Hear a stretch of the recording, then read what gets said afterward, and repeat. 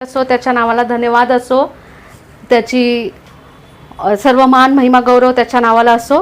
हा समय देवाच्या वचनामधून ऐकण्याचा आहे आणि आपण मनन करत आहे मागील काही दिवस जे ख्रिस्ती जीवनाचा पाया आहे आपला आणि त्याच्यामधील अनेक गोष्टी ज्या आहेत त्याच्याबद्दलच्या इब्री लोकासपत्र आणि ह्याचा 6वा अध्याय जो आहे आणि त्याची पहिली 2 जी वचनं आहे त्याच्यावरती आपण मनन करत आहोत। त्या ठिकाणामध्ये ख्रिस्ती जीवनाचा पाया काय आहे आपला आणि त्याच्याबद्दलच्या गोष्टी सांगितलेल्या आहेत आणि ते वचन आपल्याला असं सांगतं इब्री 6 आणि 1 आणि 2 मध्ये म्हटलं तर, तेव्हा निर्जीव कृत्यांबद्दलचा पश्चाताप, देवावरचा विश्वास आणि बाप्तिस्म्यांचे, हात वर ठेवण्याचे, मृतांच्या पुनरुत्थानाचे व सार्वकालिक न्यायाचे शिक्षण हा पाया पुन्हा न घालता आपण ख्रिस्ताविषयीच्या प्राथमिक बाबींसंबंधी बोलत राहण्याचे सोडून प्रौढतेप्रत जाण्याचा नेटाने प्रयत्न करूया। आपल्याला प्रौढतेप्रत ख्रिस्तामध्ये वाटचाल करायची आहे, आपल्याला प्रौढतेप्रत जायचं आहे आणि म्हणून त्या प्रौढतेप्रत जात असताना त्याच्या अगोदर आपला जो पाया आहे, जे मूळ शिक्षण आहे आणि देवाच्या वचनामध्ये सांगितलेल्या काय गोष्टी आहे ह्या सर्व आपण समजून घेऊन त्यानुसार आपल्या जीवनाची बांधणी करणं, त्या गोष्टी आपण समजून घेणं हे आपल्यासाठी खूप महत्त्वाचं आहे। आपण त्यापैकी पहिलं जे आहे ते निर्जीव कृत्यांबद्दलचा पश्चाताप ज्या गोष्टी आहेत त्या आपण अगोदरच पाहिलेल्या आहेत। आता आपण पुढचा जो विषय आहे आपला देवावरील विश्वास या विषयाकडे आपण वळणार आहोत। आज आपण सर्वात प्रथम जे पाहिलं की पाया काय असतो आणि मग त्यानंतर पुढे ही जी एक नैसर्गिक प्रक्रिया सुरू झालेली आहे ती आपण पाहत आहोत आणि त्याच्यानुसार जर पाहिलं तर सर्वात प्रथम पायाची जी सुरुवात होती ती आपल्या स्वतःच्या जीवनापासून झाली। निर्जीव कृत्यांबद्दलचा पश्चाताप, स्वतःच्या जीवनाचं अवलोकन करणं आहे, आत्मपरीक्षण करणं आहे, तिथून या गोष्टींची सुरुवात झाली आणि आता पुढची पायरी आपण चढत आहोत देवावरील विश्वास। आता स्वतःवरील लक्ष जे आहे ते काढून ते लक्ष देवावरती आपण केंद्रित केलं पाहिजे पुढच्या पायरीवरती।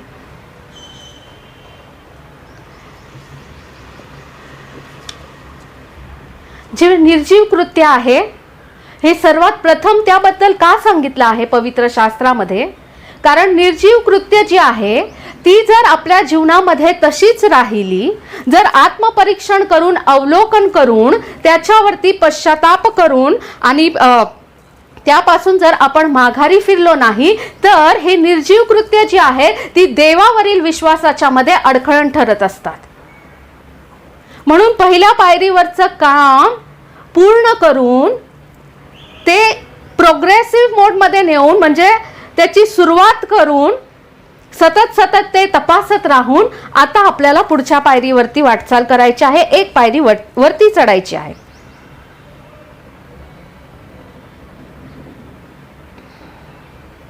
देवाच्या वचनात सांगितल्याप्रमाणे आपण वाचूयात इब्री लोकासपत्र 11वा अध्याय आणि त्याचं 6वं वचन आपल्याला सांगतं, आणि विश्वासा वाचून त्याला संतोषविणे अशक्य आहे, कारण देवाजवळ जाणाऱ्यांनी असा विश्वास ठेवला पाहिजे की तो आहे आणि त्याचा शोध झटून करणाऱ्यांना तो प्रतिफळ देतो। ज्याच्या ठाई विश्वास नाही त्या विश्वासाच्या शिवाय विश्वासा वाचून परमेश्वराला संतोषविणं अशक्य आहे असं देवाचं वचन आपल्याला सांगतं। जे काही देवावरील विश्वासाच्या शिवाय आहे आपल्या जीवनामध्ये ते सर्व मृत आहे, ते निर्जीव कृत्य आहेत। आपण त्याच्याशिवाय प्रभूला खुश आनंदित आपल्या जीवनामध्ये करू शकत नाही।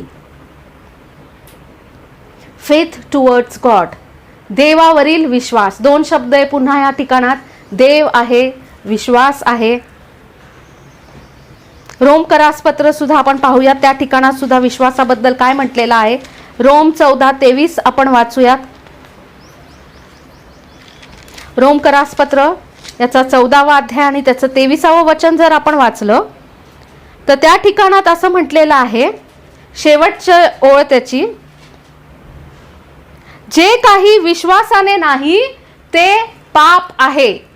जर आपण देवावरील विश्वास काय आहे हे त्याच्या वचनातून समजून घेत नाही, जर त्याच्यावर विश्वास ठेवत नाही, विश्वासा वाचून जीवन जगत आहो, देवावरील विश्वासा वाचून जगत आहो, तर ज्या ठिकाणामध्ये विश्वास नाही, विश्वास न ठेवता करण्यात आलेली प्रत्येक गोष्ट ही पाप आहे असं देवाचं वचन आपल्याला सांगतं.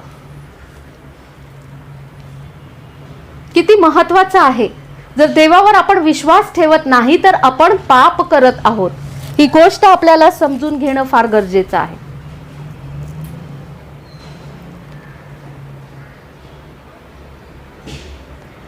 अनेक शब्द आहेत, अनेक व्याख्या आहेत विश्वासाविषयीच्या.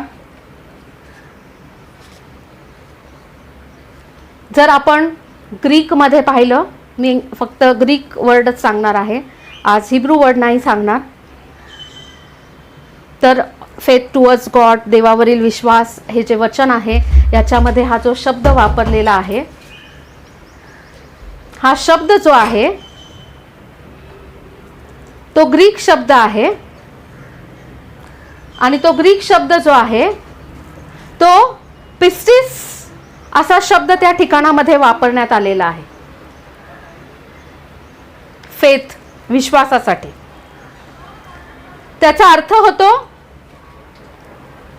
की कुठल्याही गोष्टीचं जे संपूर्ण सत्य आहे ते संपूर्ण सत्य समजून घेऊन स्वीकारणे म्हणजे विश्वास.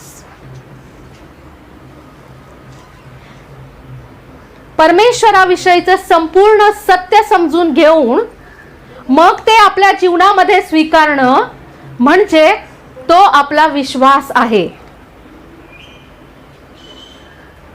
त्याचा दुसरा एक अर्थ होत आहे की आपले जे नातेसंबंध आहे त्या नातेसंबंधांचा आदर करणे म्हणजे विश्वास आहे. Respecting relationships. मनुष्यांमधल्या नातेसंबंधाबद्दल यावेळेस मी बोलत नाही, तो फार अगदी शेवटचा भाग आहे. परंतु सर्वात महत्त्वाचं देवावरील विश्वास म्हणजे आपलं आणि देवाचे जे नातेसंबंध आहे याचा आदर करणे. देवाच्या वचनाबरोबर आपले नातेसंबंध प्रस्थापित करणे, आपण आणि देवाचं वचन ह्या नातेसंबंधाचा आदर करणे. ख्रिस्तीत्व काय आहे, ख्रिस्ती जीवन काय आहे याचं संपूर्ण सत्य जाणून घेऊन त्या नातेसंबंधाचा आदर करणे म्हणजे विश्वास आहे.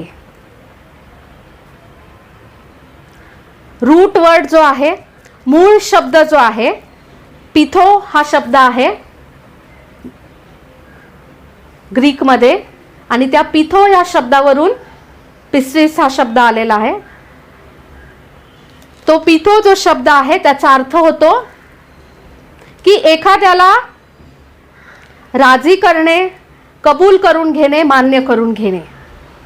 देवावरील विश्वास म्हणजे देव सांगत असलेल्या गोष्टींना मान्य होणे, राजी करणे, त्याचं वचन जे आहे ते संपूर्ण सत्य आहे असं कबूल करणे, त्याला स्वतःचं समर्पण करणे.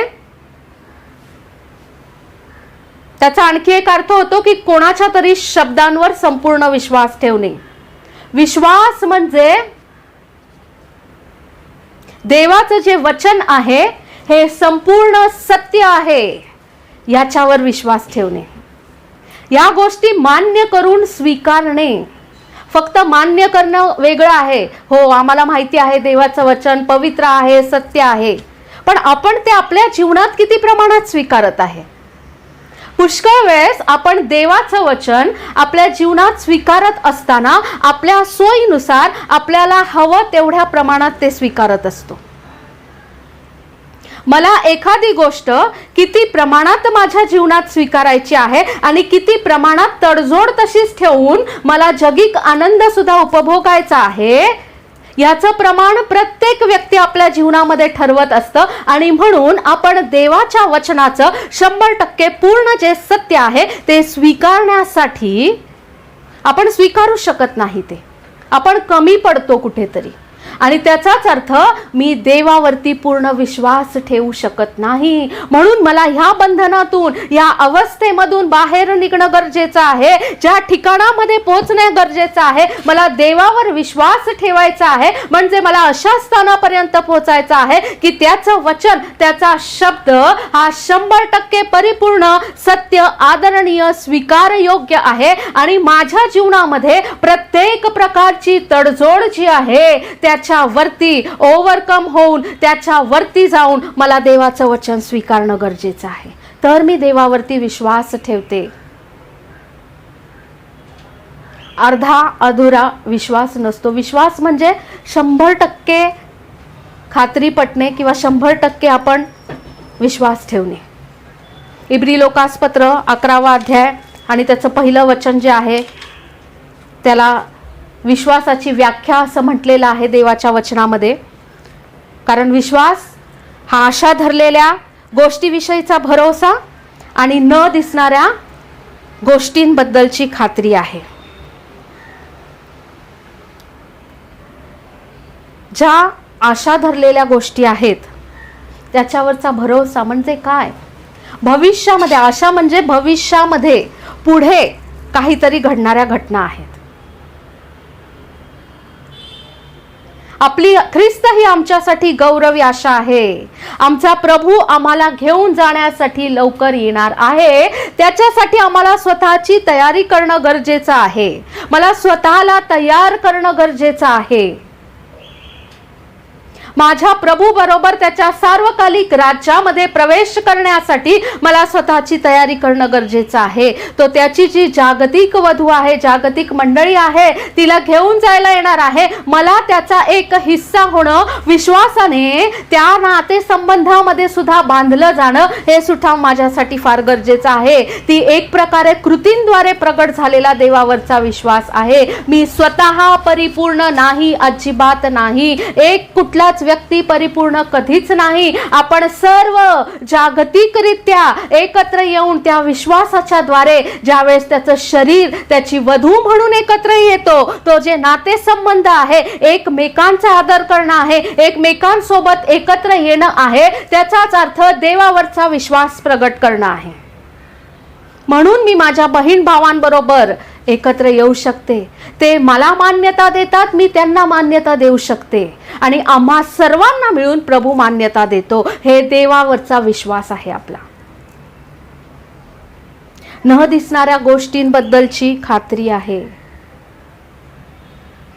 देवाच्या दैवी आणि स्वर्गीय ज्या गोष्टी आहेत त्या पृथ्वीवरती आपल्या दृष्टीस पडत नाहीत, त्या आपल्याला दिसत नाहीत, परंतु तरी देखील त्या आहेतच असं मानून त्याच्यावर विश्वास ठेवून वाटचाल करणं, त्या ग्राह्य धरणं, त्या मान्य करणं म्हणजे विश्वास आहे देवावरचा. प्रभूला कोणीही पाहिलेलं नाही, पण तो आहे असा आपण विश्वास ठेवतो. तो पुनरुत्थित आहे, तो जिवंत आहे आणि तो पुन्हा आपल्याला घेऊन जायला येणार आहे. या सध्याच्या काळामध्ये या पृथ्वीवर आपल्या डोळ्यास, आपल्या दृष्टीस न पडणाऱ्या गोष्टी आहेत, परंतु त्या आहेत, आपण असंच मानतो आणि म्हणून आपण आपल्या देवावरचा विश्वास प्रगट करत असतो त्याच्याद्वारे. हालेलुया. तिसरं वचन जर वाचलं इब्री 11 मधलंच, विश्वासाने आपल्याला कळते की देवाच्या शब्दाने विश्वाची रचना झाली, अशी की जे दिसते ते दृश्य वस्तूंपासून झाले नाही. एवढं मोठं महान सत्य आहे ना ह्या वचनामध्ये. पवित्र आत्माच ते आपल्याला मार्गदर्शन करो. खूप अद्भुत, खूप महान, खूप मोठी गोष्ट लिहिलेली या ठिकाणामध्ये की आपला विश्वास आहे म्हणून आपण उत्पत्तीवरती विश्वास ठेवतो. उत्पत्तीच्या पहिल्या अध्यायावरती विश्वास ठेवतो कारण देवावर विश्वास आहे की सृष्टी त्याने त्याच्या शब्दांच्या द्वारे घडवली. प्रत्येक गोष्ट जी आहे सृष्टीमधली ती त्याच्या शब्दांच्या द्वारे अस्तित्वात आली. हे आपल्याला विश्वासाने कळते कारण आपण आजच्या काळात राहतो. आपण उत्पत्तीच्या काळामध्ये नव्हतो.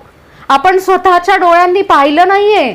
प्रभूने शब्दाच्या द्वारे सृष्टी निर्माण केलेली, पण त्याच्या वचनावर आपण विश्वास ठेवतो. की प्रभूने खरंच त्याच्या शब्दांच्या द्वारे या सृष्टीची निर्मिती केली.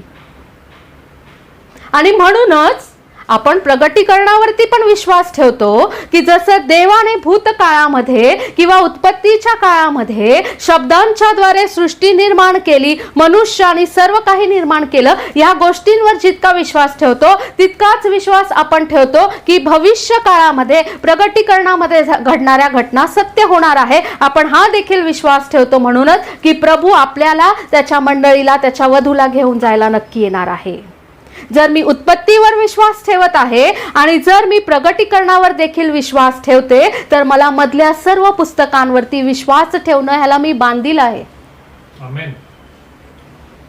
मी फक्त काही वचनं, काही गोष्टी घेऊ शकत नाही.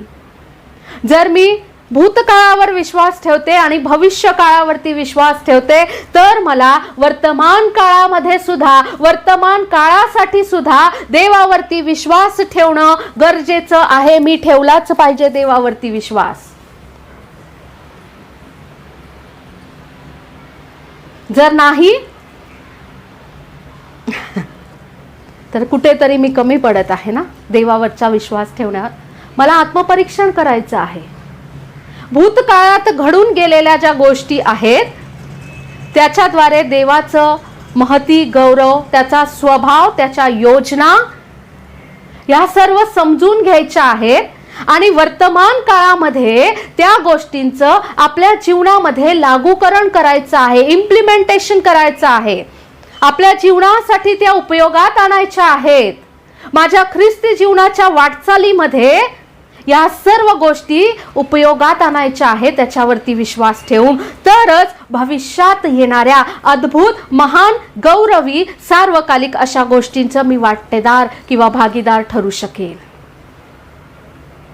जर देवाने सृष्टी निर्माण केली आणि भूतकाळात केलेल्या सर्व गोष्टींवर माझा विश्वास आहे आणि भविष्य काळात पण लिहिलेल्या सर्व गोष्टी तो करणार आहे, पण आता ह्याच्यावर पण मी विश्वास ठेवला आहे, पण मी आता सध्या वर्तमान काळामध्ये माझ्या जीवनामध्ये जर बदलच घडवत नाही, या सर्व गोष्टींचे परिणाम जे आहेत, या सर्व गोष्टींच्या द्वारे घडणाऱ्या गोष्टी ज्या आहेत, या सर्व गोष्टींच्या द्वारे प्रकट झालेले देवाची इच्छा, त्याची योजना, त्याचे संकल्प जे आहेत, त्याचे देवाचं जे अंतःकरण आहे, माझ्या जीवनाबद्दल त्याला काय म्हणायचं आहे, सृष्टी साठी त्याला काय सांगायचं आहे, माझ्या बहीण भावांसाठी, इतरांसंबंधाने तो काय म्हणत आहे, त्याच्या स्वतःच्या संबंधाने तो स्वतःला कसा प्रगट करत आहे आणि अशा अनेक गोष्टी आहेत. जर मी वर्तमान काळात त्या समजून घेत नाही तर माझ्यासारखं दुर्दैवी व्यक्तिमत्व कोणी नाही प्रियांनो. कारण ह्या गोष्टी मी समजून घेतल्या तरच मी भविष्यातल्या गौरवाची वाटेदार ठरणार आहे,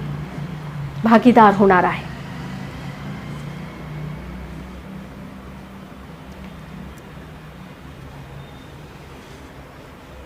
शब्द पिथो तुम्हाला सांगितलं मी, रूट वर्ड, त्याचा आणखी एक अर्थ होतो मैत्री करणे. विश्वास ठेवणे म्हणजे मैत्री करणे. कोण मित्र येशूवाणी, what a friend we have in Jesus. प्रभू येशू ख्रिस्ताने विश्वासाच्या द्वारे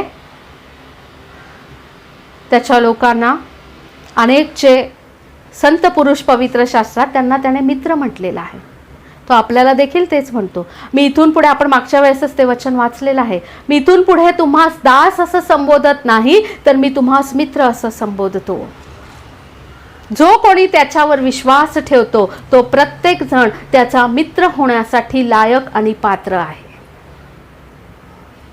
मित्राचं नाते संबंध जे असतात, मित्रत्व जे असतं, फ्रेंडशिप ज्याला म्हणतात, मी जगिक उथळपणाबद्दल बोलत नाही, पण देवाच्या अगाध आणि महान अशा मित्रत्वाबद्दल बोलत आहे. त्याची मैत्री इतकी अद्भुत आणि प्रीतीपूर्ण आहे की त्या मैत्री खातरच त्याने तुमच्या माझ्या संपूर्ण जगासाठी आपला प्राण दिला प्रिया, आपलं रक्त सांडलं आणि तो पुन्हा पुनरुत्थित झाला. इतकी महान मैत्री कोणीच करत नाही जगामध्ये.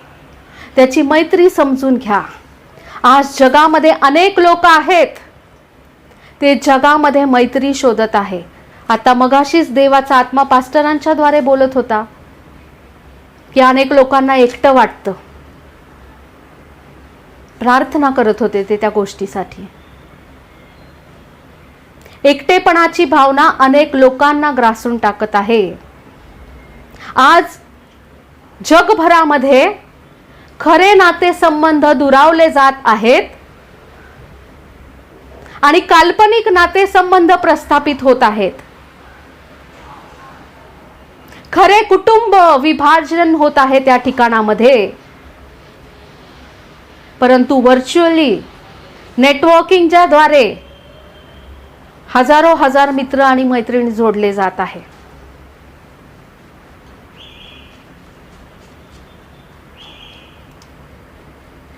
दोन आणि 3,000 मित्र परिवार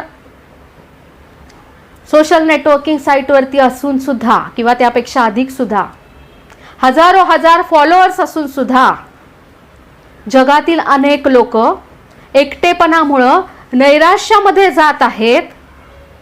काही जण दुर्दैवाने आत्महत्या करत आहेत.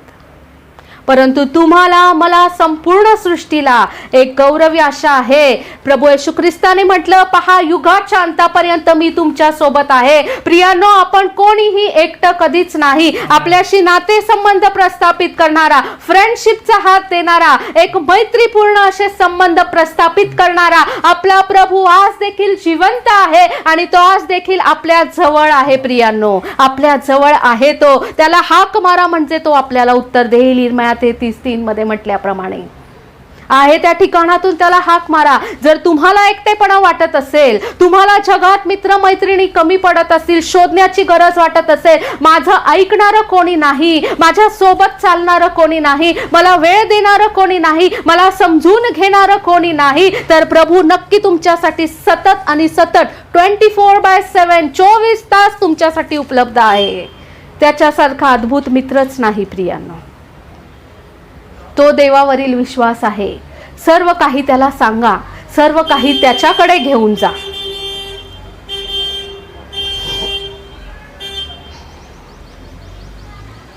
हालेलुया. पिथो हा जो शब्द आहे विश्वासाचा, त्याचे आणखी पुष्कळ अर्थ आहेत. की कोणाची तरी कृपा, कोणाचं तरी गुडविल, चांगुलपणा, त्यांची दया ही प्राप्त करणे आहे. प्रभूचीच आपल्याला प्राप्त करायची आहे. त्याच्यावरचा विश्वास म्हणजे फेथ म्हणजे to seek to win one. कोणाला तरी जिंकण्यासाठी त्यांचा शोध घेणं आहे. माझ्या प्रभूचं अंतःकरण जिंकण्यासाठी, त्याला संतोषकारक असं माझं जीवन सादर करण्यासाठी, जिंकणं म्हणजे काय, त्याला आनंद होईल असं वागण्यासाठी त्याचा शोध घेणं आहे. आणि आत्ताच आपण वचन वाचलं, विश्वासा वाचून देवाला संतोष होणे अशक्य आहे. जर देवाला संतोष व्हायचा आहे, त्याचं अंतःकरण जिंकायचं आहे, तर त्याच्यावरती संपूर्ण विश्वास ठेवणं मला गरजेचं आहे.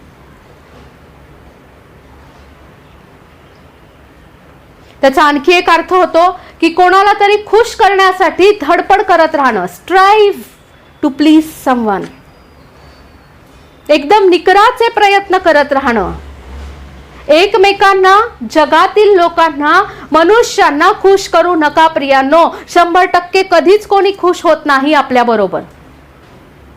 थोड्या वेळासाठी सर्वजण खुश होतात, त्यांचा स्वार्थ संपल्यावरती पुन्हा आपल्याला दूर लोटत असतात. कुठलाही नातेसंबंध असू द्या जगामधला, या गोष्टींचा आपल्याला अनुभव येत असतो.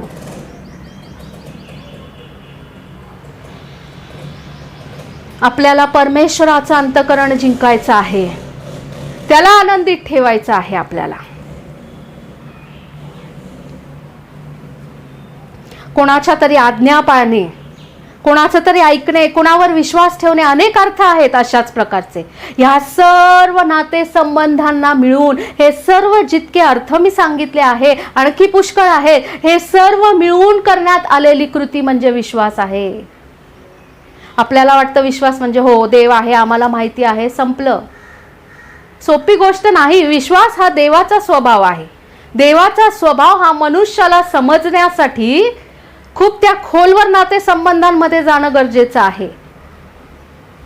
आशा, विश्वास आणि प्रीती हे सर्व काळ टिकणारं आहे म्हटलेलं आहे, कारण हे देवाचे स्वभाव आहेत.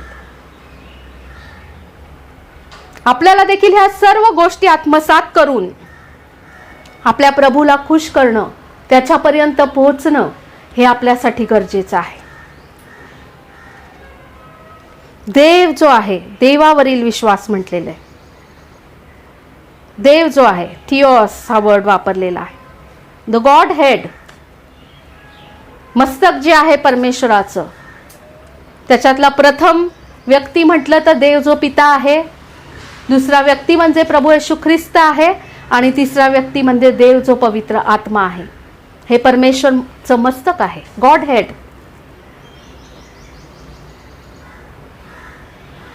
ह्या तिघांनाही स्वतःचं संपूर्ण समर्पण करणं गरजेचं आहे. त्यांच्यावर विश्वास ठेवणं, फक्त पित्यावर विश्वास, फक्त पुत्रावर विश्वास किंवा फक्त पवित्र आत्म्यावर विश्वास काही कामाचा नाही. जर देवावरील विश्वास म्हटलेला आहे, देव जो आहे गॉड हेड आहे, तीन व्यक्तिमत्व, देव जो पिता, देव जो पुत्र, देव जो पवित्र आत्मा, तिघांवरती देखील विश्वास ठेवणं, तिघांच्या आज्ञा पाळणं, तिघांच्या वचनांवर विश्वास ठेवणं, तिघांच्या इच्छेनुसार चालणं हे गरजेचं आहे. आनंदाची गोष्ट ही आहे की तिघांच्या वेगवेगळ्या इच्छा नाहीत, तिघं मिळून आपल्याला कन्फ्यूज करत नाही. एक जण ए गोष्ट सांगल, दुसरा बी सांगल, तिसरा सी सांगल, आणि मग मनुष्य डी करल आपल्या मनाने. असे 4, 5, 6, 10 ऑप्शन्स नाही. तिघांची इच्छा एकच आहे. कारण मी काय म्हटलं, गॉड हेड, मस्तक जे आहे ते एकच आहे, देवच आहे मस्तक. आणि म्हणून तिघांची इच्छा सुद्धा एकच आहे, तिघांची योजना सुद्धा एकच आहे. The will, the plan and the purpose. देवाची इच्छा, त्याची योजना आणि त्याचे उद्देश मनुष्य जातीचे हे एकमेव आहेत, एकच आहेत. त्याच्यात कधीच फरक होत नाही. नाही कुठल्या देवाच्या सेवकांनी देवाच्या वचनातल्या देवाचं म्हणणं खोडून टाकलेलं नाही.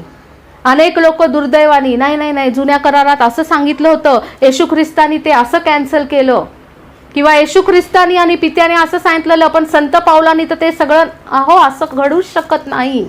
एकच आत्मा, एकच देव, एकच प्रभू, एकच विश्वास. एकमेकांचे शत्रू नाही आहेत ते. देवाचं वचन एकमेकांना श्रेष्ठ, देव पिता श्रेष्ठ आहे का, पुत्र श्रेष्ठ आहे का, पवित्र आत्मा श्रेष्ठ आहे का, संत पाऊल श्रेष्ठ आहे का, पेत्र श्रेष्ठ आहे का, आपण श्रेष्ठ आहो, ह्याच्यासाठी फूट पाडण्यासाठी देवाचं वचन नाही, आपल्या सर्वांना एक करण्यासाठी आहे देवाचं वचन. म्हणून सर्वजण एकच वाणी, एकच शब्द बोलतात पवित्र आत्म्याच्या द्वारे. हालेलुया. Glory to Jesus. ज्यावेळेस मनुष्य देवाच्या वचनांचा स्वतःच्या बुद्धीनुसार अर्थ लावण्यासाठी पाहतो, त्यावेळेस काय होतं, व्यक्ती तितके विचार. आणि म्हणून प्रत्येक व्यक्ती आपल्या विचारांनुसार वेगवेगळी मतं, वेगवेगळं तत्वज्ञान प्रगट करत असतो.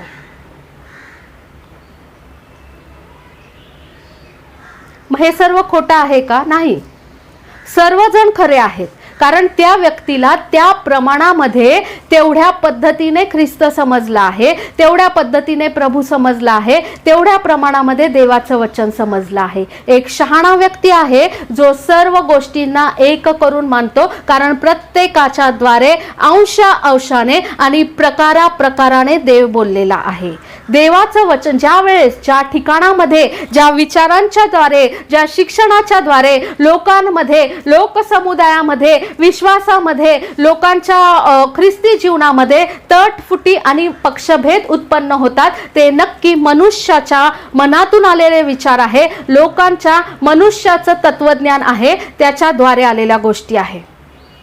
परंतु प्रेषित 2 खूप अद्भुत घटना त्या ठिकाणात घडली होती. ज्यावेळेस ते अन्य भाषेत बोलत होते, त्यावेळेस प्रत्येक लोकांनी त्यांना आपल्या भाषांमध्ये बोलताना ऐकलं असं म्हटलं होतं.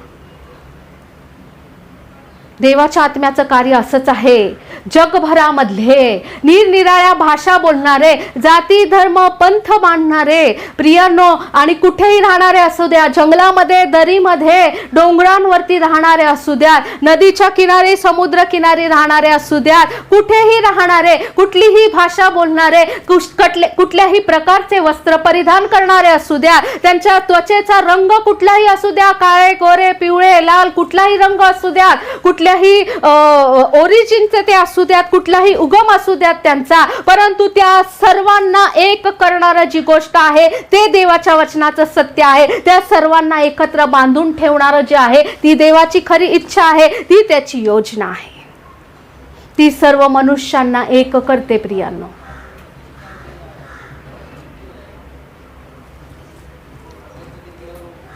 हे समजणं गरजेचं आहे. देवावरील विश्वास खूप महत्वाचा आहे.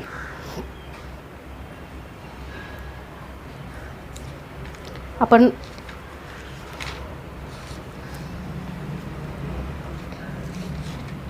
रोम 10:17 वाचूयात.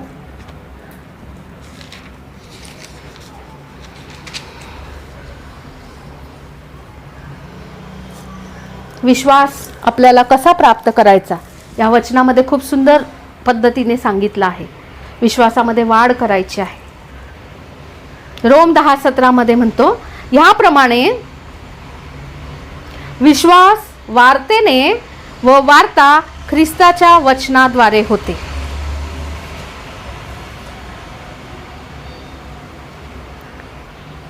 खूप सुंदर सांगितलेलं आहे की आपला देवावरचा जो विश्वास आहे तो ऐकण्याच्या द्वारे, वार्ता म्हणजे ऐकणे, कानावर पडलेल्या गोष्टी आहेत त्याच्याद्वारे होते. आणि ती वार्ता काय आहे? ख्रिस्ताच्या वचनाच्या द्वारे. म्हणजे माझ्या जीवनामध्ये जर मला विश्वास जो आहे, देवावरील विश्वास आहे, याच्यामध्ये सुधारणूक करायची आहे, तो वाढवायचा आहे, कदाचित तो नसेल तर प्राप्त करायचा आहे, आत्मसात करायचा आहे, त्याच्यानुसार वाटचाल करायची आहे, देवावरील विश्वास प्रगट करायचा आहे. आता ही दुसरी पायरी मला ख्रिस्ती जीवनाची चढायची आहे, तर त्यासाठी मला देवाचं वचन वाचणं, ते आत्मसात करणं गरजेचं आहे. जगामध्ये सुद्धा हीच गोष्ट घडत असते. एखाद्या व्यक्तीने काहीतरी येऊन सांगितलं तर लोक त्याच्यावर लगेच विश्वास ठेवतात. मला समजा येऊन कोणी सांगितलं, अहो ते अमुक अमुक व्यक्ती आहे, ती अशी अशी वागत होती, ती तशी वागत होती आणि ते फार चुकतं त्यांचं वगैरे वगैरे वगैरे. आणि पुष्कळ वेळेस आपण काय करतो, मग लगेच त्याच्यावर विश्वास ठेवतो आणि आपल्या मतानुसार ती व्यक्ती फार चुकीची ठरत असते. कारण कोणीतरी सांगितलेल्या कुठल्या तरी गोष्टींवर मी विश्वास ठेवला आहे. अनेक लोक दुर्दैवाने त्या व्यक्तीशी वाईट वागतात. अहो त्या दोघांमध्ये वाद झाला, तुमचा त्याच्यामध्ये काय संबंध? तुम्ही का त्या व्यक्तीशी वाईट वागता? ते तुमच्याशी वाईट वागले होते का याचा विचारच करत नाही. पण ऐकीव कानाचे त्यांना म्हणतात. ऐकणाऱ्या गोष्टींवर फक्त विश्वास ठेवून लगेच लगेच लगेच आपले मत बदलतात, आपली वागणूक बदलतात, आपले शब्द बदलण्यात येतात. सांगणारा प्रत्येक व्यक्ती कोणीही असू द्या, तो नेहमी स्वतःच्या बाजूनी त्याला जेवढं उमगलं, त्याला जे समजलेलं आहे, त्याला जे वाटतं तो तेवढंच सांगत असतो. तुम्ही समोरच्याचं ऐकून घेतलं का हो?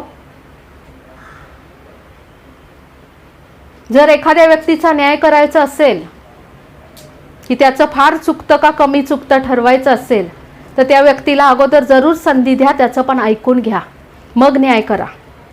अर्थात मनुष्यांनी मनुष्यांचा न्याय करूच नाही, न्याय करणं प्रभूकडे आहे. पण ट्रेंड आहे आजकाल, सर्वांना आवडतं. ज्या व्यक्तीचा न्याय करताय ना, त्याचं बोलणं एकदा तरी ऐकून घ्या, त्याच्याशिवाय त्याला दोषी ठरवू नका. जगात सुद्धा अशा ऐकण्याच्या द्वारे अनेक गोष्टी घडतात. सध्या जगभरामध्ये सर्वत्र जे कोरोना आणि ह्या सर्व गोष्टी चाललेल्या आहेत, लोकांच्या मनामध्ये भीती आणि नैराश्य उत्पन्न झालं आहे. ते मॅक्झिमम त्याच्यामध्ये हातभार ऐकण्याचं आहे. दिवसभर बातम्या ऐकत बसतात, कुठं किती लोक मेले, काय झालं, किती झालं, हा आकडा काय, हे काय, ते काय. तुम्ही ठीक आहे, काही लोक म्हणतात आम्हाला माहितीसाठी आम्ही ऐकतो, पण त्याद्वारे नकळत मनुष्याच्या मनामध्ये भीती, नैराश्य, निगेटिव्हिटी उत्पन्न होती. साधा सर्दी खोकला झाला तरी लोकांना आता भीती वाटायला लागते. डॉक्टर्सचं तर काय विचारूच नका. फ्लूची साथ, वातावरण बदललं, एकाएकी उष्णता वाढलेली आहे. अनेक लोक त्यामुळे व्हायरल पण त्यांना होत आहे. प्रत्येकाला सांगतात कंपल्सरी टेस्ट करा आणि प्रत्येकाच्या मनात लगेच भीती उत्पन्न, आता माझा रिपोर्ट काय येईल. कारण जगभरातली परिस्थिती जे ऐकलेलं आहे त्याच्याद्वारे नकारात्मक विचार उत्पन्न झालेले आहेत.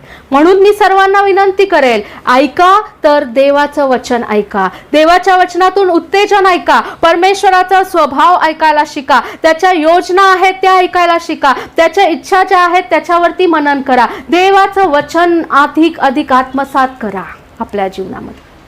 ते ऐका ना. सर्व निराशा पळ काढेल, सर्व दुःख पळ काढेल. प्रार्थना करण्यासाठी सामर्थ्य मिळेल. जीवन जगण्यासाठी एक नवीन उमेद मिळेल तुम्हाला. ती देवाच्या वचनातून मिळते प्रियांनो. होय आणि आमेन आहे. त्याचं वचन संपूर्ण सत्य आहे आणि स्वीकारण्यास योग्य असं वचन आहे. ते सामर्थ्यशाली आणि जिवंत वचन आहे प्रियांनो. जर विश्वास देवावरचा वाढवायचा आहे तर तो देवाचं वचन ऐकण्याच्या द्वारे, वाचण्याच्या द्वारे, देवाच्या वचनाच्या द्वारे, देवाला समजून घेण्याच्या द्वारे देवावरचा विश्वास वाढणार आहे आपला.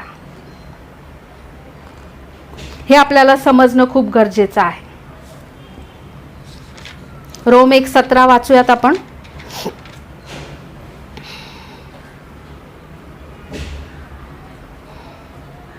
सोळा आणि 17 दोन्ही पण वाचूया. रोम 1:16 आणि 17.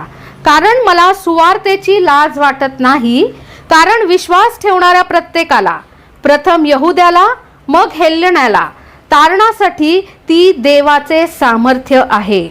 कारण तिच्यात देवाचे नीतिमत्व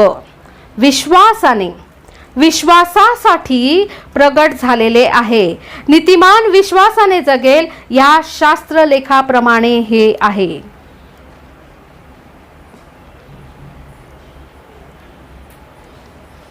जो सुवार्ता सांगणारा व्यक्ती आहे त्याला सुवार्ता सांगण्याची लाज तेव्हाच वाटणार नाही ज्या वेळेस त्याला समजेल की देवावर विश्वास ठेवण्याच्या द्वारे मला देवाचं सामर्थ्य प्राप्त झालेलं आहे. जर मला शुभवर्तमान सांगण्याची लाज वाटत आहे तर मी देवाचं वचन ऐकलं नाही. ऐकलं नसल्यामुळे त्या वार्तेवरती माझ्या स्वतःच्याच मनात विश्वास उत्पन्न झाला नाही आणि तो विश्वास उत्पन्न न झाल्यामुळं तो विश्वास मला सामर्थ्यच देत नाही की मी ते दुसऱ्यांपर्यंत सांगू शकेल. मी खऱ्या अर्थाने त्या तारणाचा अनुभव केलेला नाही. मी ते ऐकलेलं आहे, मी ते समजण्याचा प्रयत्न केलेला आहे. माझ्या डोक्यामध्ये ती कॉन्सेप्ट जी आहे तारणाची ती कदाचित मला समजली आहे, पण काय मी त्याचा अनुभव केला आहे का? जोपर्यंत देवावर विश्वास ठेवत नाही तोपर्यंत खऱ्या तारणाचा अनुभव घडत नाही प्रियांनो. भावनिकरित्या बोलत नाहीये मी, आत्म्यामध्ये बोलत आहे, आत्मिकरित्या बोलत आहे. जे आत्म्यामध्ये कार्य करून आपल्या जीवनाचं परिवर्तन करतं अशा गोष्टींबद्दल मी बोलत आहे ह्यावेळेस. ती खरी सुवार्ता आहे. कारण तिच्यात म्हणजे त्या सुवार्तेमध्ये देवाचं जे नीतिमत्व आहे, किती सुंदर सांगितलंय. सुवार्ता म्हणजे देवाचं नीतिमत्व. हालेलुया. सुवार्ता म्हणजे तुम्ही काही करा आणि प्रभू तुमच्यावर प्रीती करतो, कसंही वागा तरी तो शांतीचा आणि क्षमेचा देव आहे. नाही, देवाचं नीतिमत्व आहे सर्वात प्रथम सुवार्तेमध्ये, शुभवर्तमानामध्ये. त्याचं नीतिमत्व ते विश्वासाने मिळतं आणि विश्वासासाठीच प्रगट झालेलं आहे. म्हणजे मला जे देवाचं नीतिमत्व प्राप्त करायचं आहे ते मला देवावरील विश्वासाने मिळतं आणि ते जे नीतिमत्व आहे ते विश्वासासाठी म्हणजे तो विश्वास अधिक वाढवण्यासाठी मिळतं. खूप अद्भुत, खूप रहस्यमय गोष्टी आहेत की विश्वास जो आहे तो नीतिमत्व देतो आणि तो विश्वास आणि नीतिमत्व दोन्ही मिळून देवावरचा विश्वास अधिक वाढीस लावत असतो.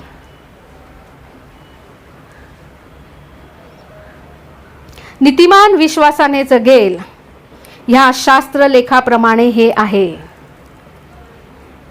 खूप महत्वाचं असं वचन आहे. हबक्कुक 2:4 या ठिकाणामध्ये सांगितलेलं आहे की नीतिमान विश्वासाने जगेल. या ठिकाणी पौल जो आहे तो जुना करारातला संदर्भ देऊन विश्वास आणि नीतिमत्व सांगत आहे आणि सुवार्तेबद्दलचं बोलत आहे. जुन्या करारातला संदर्भ देऊन हबक्कुक 2:4 मधलं वचन की नीतिमान विश्वासाने जगेल.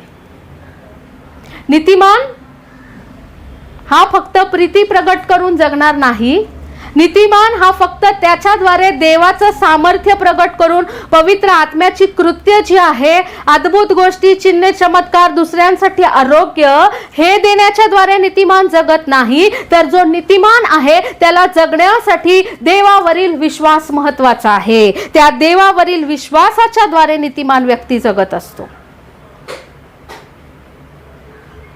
हालेलुया.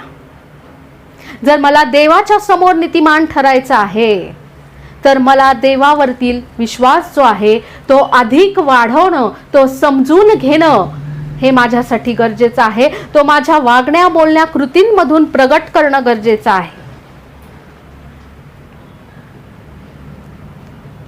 हालेलुया. प्रभूची स्तुती असो, त्याच्या नावाला धन्यवाद असो. हालेलुया.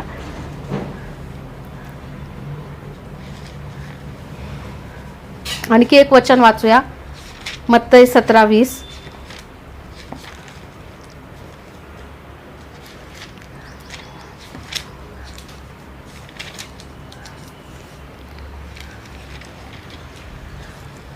मत्तई 17:20 वाचूयात आपण. तो त्यांना म्हणाला, तुमच्या अल्पविश्वासामुळे, कारण मी तुम्हास खचित सांगतो की जर तुम्हामध्ये मोहरीच्या दाण्या एवढा विश्वास असला तर ह्या डोंगराला इकडून तिकडे सरक असे तुम्ही म्हटल्यास तो सरकेल, तुम्हाला काहीच असाध्य होणार नाही. प्रभू येशू ख्रिस्त शिष्यांशी बोलत आहे. आपण सर्व त्याचे शिष्य होण्यासाठी पाचारण केलेले लोक आहे, आपल्या स्वतःचं त्याला कमिटमेंट केलेले लोक आहे. आणि आपल्याला प्रभू येशू ख्रिस्त या ठिकाणामध्ये सांगत आहे की आपल्याद्वारे जर देवाच्या गोष्टी, पवित्र आत्म्याचं सामर्थ्य त्यांना भूत काढता आलं नव्हतं, त्याच्याबद्दलची ही गोष्ट आहे. म्हणजे पवित्र आत्म्याचं सामर्थ्य त्यांच्या जीवनाच्या द्वारे प्रगट होऊ शकलं नाही. त्याचं कारण प्रभू येशू ख्रिस्त सांगत आहे की अल्पविश्वास, थोडका विश्वास. पण त्यांचा विश्वास अल्प म्हणजे किती थोडका होता. इथं प्रभू येशू ख्रिस्त म्हणतो की मोहरीच्या दाण्या एवढा विश्वास असला तरीही तुम्ही ह्या डोंगराला इकडून तिकडे सरक म्हटला तर तो सरकेल. थोडक्यात सांगायचं म्हणजे त्यांचा अल्पविश्वास जो होता तो मोहरीच्या दाण्या एवढा पण नव्हता, त्याच्यापेक्षाही कमी होता. म्हणजे किती कमी होता. नाही, प्रभू सर्व समजू शकतो. प्रभूला माहिती आम्ही त्याच्यावरती विश्वास ठेवतो. प्रभूपासून कुठली गोष्ट गुप्त नाही, लपलेली नाही. प्रभूला सर्व काही ठाऊक आहे. त्याच्यावर संपूर्ण विश्वास ठेवणं, स्वतःचं त्याला संपूर्णपणे समर्पण करणं, देवाचा जो न्याय आहे त्याच्यासाठी स्वतःला त्याच्याकडे सादर करणं, त्या दृष्टीने स्वतःची तयारी करणं, देव ज्या रूपामध्ये, ज्या शब्दांच्या द्वारे, ज्या गोष्टींच्या द्वारे आपल्या समोर प्रगट होतो ते सर्व पूर्ण सत्य स्वीकारून घेऊन आपण त्याच्याबरोबर एका नातेसंबंधामध्ये बांधलं जाणं जे आहे, त्याच्यावरती तो बोलणाऱ्या प्रत्येक शब्दावरती, त्याच्या योजनेवरती, संपूर्ण पवित्र शास्त्रावरती विश्वास ठेवणं. पवित्र शास्त्रातल्या प्रत्येक शब्द हा एकमेकांमध्ये गुंफलेला आहे. एकमेकांपासून त्याला वेगळं करता येत नाही. तो एकच असा शब्द आहे. हा विश्वास ठेवणं, देवाबरोबर नातेसंबंध प्रस्थापित करणं, माझं ख्रिस्ती जीवन जे आहे ते मला स्वतःला जे योग्य वाटतं त्यानुसार स्वधार्मिकतेवरती अवलंबित न ठेवता देवाच्या इच्छेनुसार चालणं जे आहे, देवाचे माझ्यासाठी काय आज्ञा आणि योजना आहेत हे समजून घेणं आहे. माझ्या स्वतःला देवाला समर्पण करणं आहे. देवापासून दया आणि कृपा प्राप्त करून घेणं आहे. देवापासून त्याची करुणा प्राप्त करून घेणं आहे. मी स्वतः प्रयत्न आणि धडपड करत राहणं आहे की मी देवाला संतोषकारक असं माझं जीवन कसं सादर करेल. मी देवाची वाणी ऐकणं आहे. मी देवाच्या आज्ञा पाळणं आहे. मी देवावर संपूर्ण विश्वास ठेवणं आहे. आणि अशा अनेक गोष्टी ज्या आहे, ज्या त्याचं संपूर्ण सत्य आहे ते माझ्या जीवनामध्ये स्वीकारून त्यानुसार माझ्या जीवनाची वाटचाल करणं आहे. या सर्व गोष्टी मिळून मी देवावरील माझा विश्वास प्रगट करत असते. प्रभू तुम्हा सर्वांना आशीर्वाद देव, तुम्हाला कृपा पुरवून देव की या गोष्टी तुम्हाला पवित्र आत्म्याद्वारे अधिक चांगल्या रीतीने समजू शकतील. आपण पुढच्या वेळेस पाहणार आहे की देवावरचा जो विश्वास विश्वास आहे तो आपण वाढीस लागण्यासाठी काय गोष्टी केल्या पाहिजेत आणि आपण कशा पद्धतीने देवावरील विश्वास जो आहे तो पूर्णत्वापर्यंत नेण्याचा प्रयत्न करावा, ह्याचा दुसरा जो भाग आहे हा पुढच्या रविवारी आपण पाहणार आहोत. तोपर्यंत प्रभू तुम्हा सर्वांना आशीर्वाद देव. या वचनावरती मनन करण्याची कृपा तो तुम्हाला पुरवून देव. प्रभू तुम्हाला आशीर्वाद देव. God bless you all.